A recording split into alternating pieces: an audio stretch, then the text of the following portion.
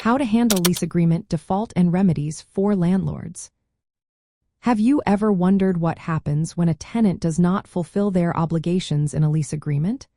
This situation is known as a lease agreement default, and it can create challenges for landlords. Let's break down how landlords can effectively handle these defaults and the remedies available to them. A lease agreement default occurs when a tenant fails to meet their responsibilities. This could mean not paying rent on time, causing damage to the property, or violating specific lease terms, like having unauthorized pets. Addressing these defaults quickly and according to the lease terms is essential for landlords to protect their interests. First, it is vital for the lease to clearly define what constitutes a default. This means identifying tenant breaches, such as non-payment of rent or violating lease conditions. The lease should also outline the remedies available to the landlord.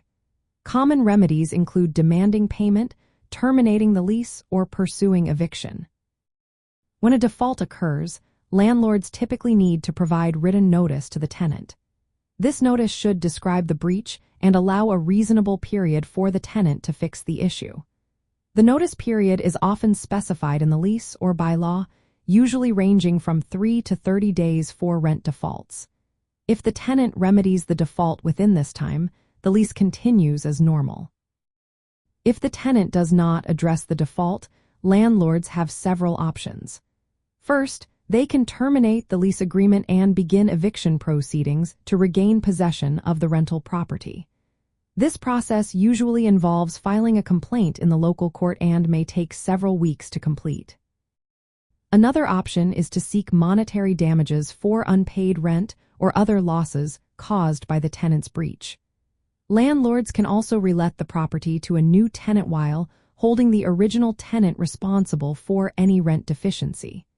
This means that if the new rent is lower, the original tenant may still owe the difference. Additionally, landlords can exercise any other contractual remedies specified in the lease. This could include charging late fees or withholding the security deposit. It is crucial that the lease includes a clause stating that the landlord's failure to enforce a remedy immediately does not waive their right to enforce it later. This clause helps preserve the landlord's ability to choose which remedies to pursue and when. From a practical standpoint, landlords should maintain thorough documentation of defaults and communications with tenants. Keeping records of notices sent and responses received supports enforcement actions and protects against disputes.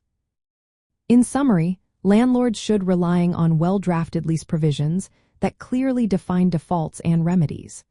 Providing clear notice and cure periods while preserving enforcement rights is essential.